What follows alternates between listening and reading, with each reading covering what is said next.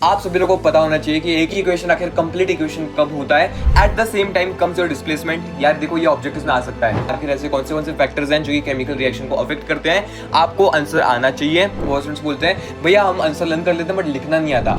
So hello Maharashtra board वालों, कैसे हो आप सभी लोग। आई एम योर साउंड भैया। एंड जैसे कि आप सभी लोगों को पता ही होगा, साइंस 1 चैप्टर 1 एंड चैप्टर 2 के दोनों इंपॉर्टेंट क्वेश्चंस की वीडियोस ऑलरेडी बन चुके हैं। स्टूडेंट्स बोल रहे थे भैया चैप्टर 3 भी लेकर आओ। सो आज की इस वीडियो के अंदर हम लोग बात करने वाले हैं हर एक इंपॉर्टेंट कंसेप्ट, हर एक इंपॉर्टेंट क्वेश्चन, हर एक इंपॉर्टेंट डायग्राम, एक्सरसाइज के अंदर सारे इंपॉर्टेंट क्वेश्चंस आपके चैप्टर 3 साइंस 1 के केमिकल रिएक्शंस एंड इक्वेशंस के लिए। अब देखो ये वाला जो चैप्टर है काफी ज्यादा इंपॉर्टेंट है आपके बोर्ड एग्जाम्स के पर्सपेक्टिव से, बिकॉज इसके रिलेटेड बोर्ड एग्जाम्स के अंदर अच्छे खासे क्वेश्चंस बनते हैं। मैं आपको जो पॉइंट्स बता रहा हूं ये सारे आपको मार्क करने हैं। जल्दी से टेक्स्ट बुक लो एंड एक पेंसिल अपने हाथ में रखो, बट उससे पहले जल्दी से कमेंट करो अगर आप सभी लोगों को साइंस के अंदर 35 प्लस स्कोर करना है, साइंस 1 के अंदर 35 प्लस स्कोर करना है। मैं सारे स्टूडेंट्स को एक टारगेट दे रहा हूं, जल्दी से कमेंट करो टारगेट एक्सेप्टेड। मैं समझ जाऊंगा कौन कौन अपने क्लास 10 के अंदर साइंस का सब्जेक्ट में 35 प्लस स्कोर करने वाला है, स्कोर करने वाली है। सो जल्दी से टारगेट एक्सेप्टेड कमेंट करो।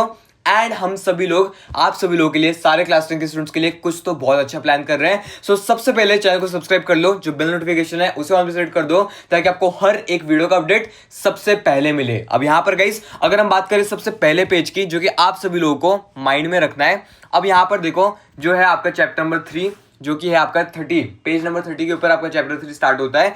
सबसे पहले तो यहां पे एक चीज मार्क कर लो, बैलेंस इन द इक्वेशन एक काफी इंपॉर्टेंट कंसेप्ट है। साथ ही में टाइप्स ऑफ केमिकल इक्वेशन, ये जो दो कंसेप्ट्स हैं काफी ज्यादा इंपॉर्टेंट है। हम लोग वीडियो में आगे बात करेंगे, बट उससे पहले मैं थोड़ा सा इरेज कर देता हूं यार, ये इरेजर आ रहा है यहाँ पे बार बार।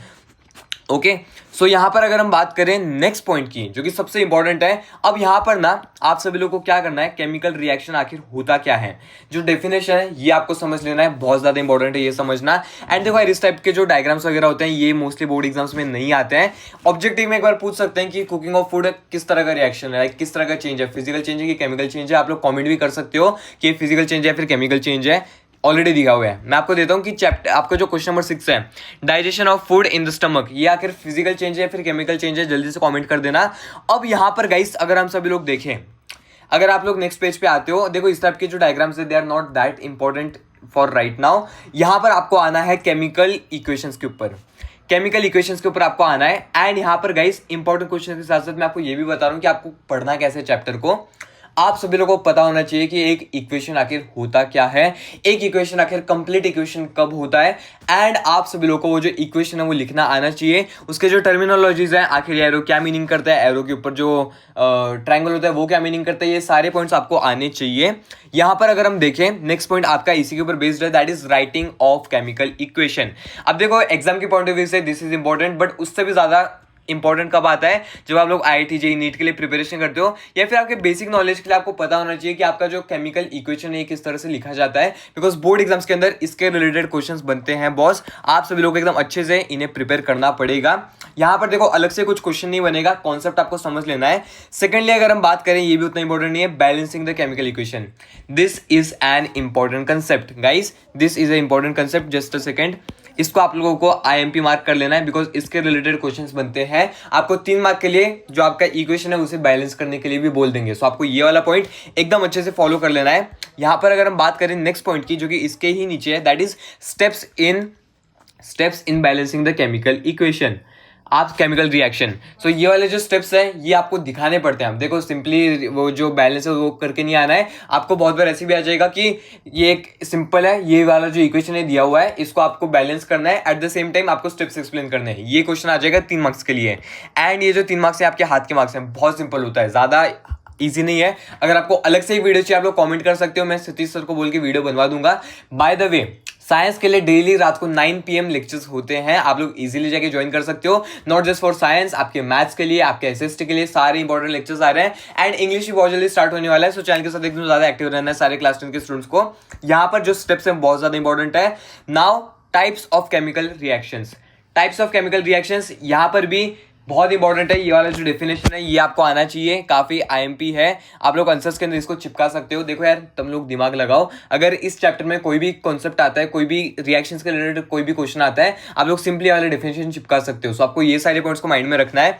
कॉम्बिनेशन रिएक्शन हो गया, देन आप सभी लोगों का सेकंड रिएक्शन कौन सा होता है, after that comes your second reaction decomposition reaction, ये एक इंपॉर्टेंट है। डिकम्पोजिशन रिएक्शन इज आईएमपी, इसके रिलेटेड क्वेश्चंस देखे गए हैं, इसे आपको एकदम अच्छे से प्रिपेयर कर लेना है। ये जो रिएक्शंस हैं इनके एक एग्जांपल्स भी आपको याद कर लेना है। At the same time comes your displacement. यार देखो, ये ऑब्जेक्टिव्स में आ सकता है, XYZ ये चीज ऐसी हुई तो ये कौन सा रिएक्शन हुआ, ये रिएक्शन कौन सा वाला हुआ, डिस्प्लेसमेंट या फिर डबल डिस्प्लेसमेंट, इसके रिलेटेड क्वेश्चंस बनते हैं। तो एक बार ओवरव्यू ले लेना। एंडोथर्मिक एक्सोथर्मिक ऑब्जेक्टिव्स के हिसाब से इंपॉर्टेंट है, बिकॉज इसके रिलेटेड क्वेश्चंस बनते हैं, आखिर ये एक्सोथर्मिक है या फिर एंडोथर्मिक है। For example melting of ice, यहाँ पर आखिर क्या हो रहा है, मेल्टिंग ऑफ आइस के अंदर आखिर क्या हो रहा है, यहाँ पर हीट एब्जॉर्ब हो रही है। सो ये हो गया आपका एंडोथर्मिक रिएक्शन। इस तरह से बाकी के रिएक्शंस भी होते हैं, आपको उन्हें एकदम अच्छे से फिगर आउट कर लेना है, एकदम अच्छे से इनको रीड कर लो। उतने ज्यादा इंपॉर्टेंट नहीं है, ऑब्जेक्टिव्स में आने के चांसेस हैं। Factors affecting chemical reaction, this is a important concept, important topic. इसके रिलेटेड 2 मार्क के या फिर 3 मार्क के क्वेश्चन बन सकते हैं। आखिर ऐसे कौन से फैक्टर्स हैं जो कि केमिकल रिएक्शन को अफेक्ट करते हैं, आपको आंसर आना चाहिए। ऑड मैन आउट में भी आ जाएगा। फॉर एग्जांपल यहाँ पर आपको नेचर्स ऑफ रिएक्टेंट आ गया, सेकंड क्या है, temperature of reaction, contraction of reactants, इस तरह से अलग अलग क्वेश्चंस है। कैटलिस्ट, अब इसके अंदर कोई एक रैंडम सब टॉपिक दे देंगे आपको, 4 ऑप्शंस देंगे, 3 ऑप्शन इनमें से होंगे, एक रैंडम ऑप्शन आएगा, आपको उसे चूज आउट करना पड़ेगा, उसको बाहर निकालना पड़ेगा। सो इस तरह से क्वेश्चंस बनते हैं आपके बोर्ड एग्जाम के अंदर। तो ये जो पॉइंट्स है काफी ज्यादा इंपॉर्टेंट है, ये एक बार रीड कर लेते हैं। 1 or more chemical reactions take place during every chemical reaction। एक बार आप लोग ये चीज रीड कर सकते हो गाइस, ये ऑब्जेक्टिव्स के हिसाब से आ सकती है। इसके अंदर जो पॉइंट्स है ये ऑब्जेक्टिव के हिसाब से आ सकते हैं, अच्छे से प्रॉपर आपको रीड कर लेना है। Oxidation reduction, this is important, this is very important, एकदम अच्छे से फॉलो कर लो। इसके रिलेटेड वो आ सकता है, क्या बोलते हैं, डिस्टिंग्विश बिटवीन आ सकता है। सो ये आपको एकदम अच्छे से फॉलो कर लेना है। After that comes your next page, जो कि आपका पेज नंबर 42। यहाँ पर आपको अलग से कुछ ज्यादा इंपॉर्टेंट नहीं है। यहाँ पर एक चीज माइंड में रखना है, जो कोरोजन वाला टॉपिक है, corrosion is important. Directly 5 mark के लिए इसके रिलेटेड क्वेश्चंस बनते हैं।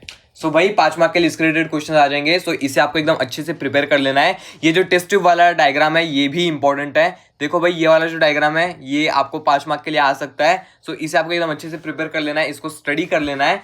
एट द सेम टाइम ये जो रिएक्शंस हैं, जो आपके केमिकल इक्वेशंस है, रिएक्शंस हैं, ये भी इंपॉर्टेंट है, ये आपको एकदम अच्छे से प्रिपेयर कर लेना है। रेंसिडिटी, अब देखो ये जो टॉपिक है ना, ये मेरे बोर्ड एग्जाम के अंदर आया था, 2022 के अंदर आया था। ये वाला जो टॉपिक है ये आप सभी लोग को, जो आपके 2 मार्क वाले क्वेश्चन होते हैं उसके हिसाब से पढ़ लेना है। रेंसिडिटी आखिर होता क्या है एंड क्यों होता है, उसको प्रिवेंट कैसे कर सकते हैं। अगर हम बात करें एक्सरसाइज की, एक्सरसाइज में इंपॉर्टेंट क्वेश्चन कौन से हैं, तो ऑब्जेक्टिव्स तो आपको सारे ही कर लेना है, इसके अंदर कोई आपके पास ऑप्शन नहीं है।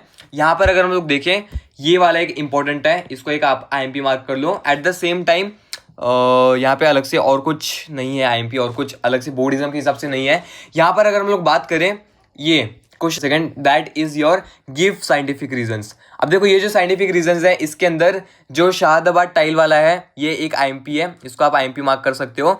एट द सेम टाइम अगर हम लोग देखें सेकंड वाला, जो 4th वाला है, सॉरी D वाला, ये वाला भी एक IMP पॉइंट है।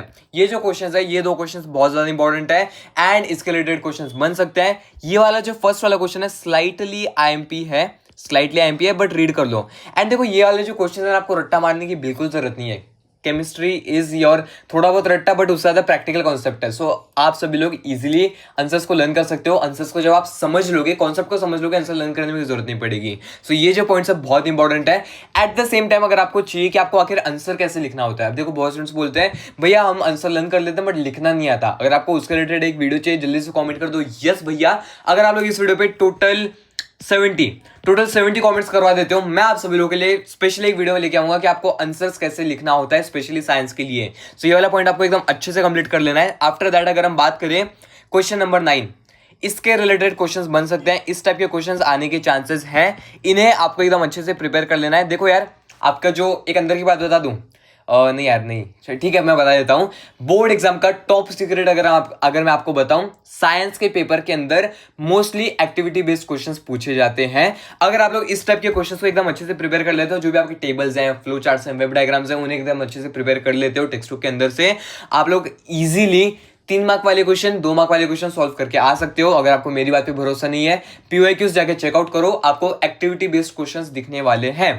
अगर आपको PYQs के एनालिसिस के ऊपर वीडियो चाहिए, जल्दी से कमेंट कर दो PYQs, मैं डेफिनेटली एक वीडियो बनवा दूंगा, सिर्फ PYQ कमेंट करना है।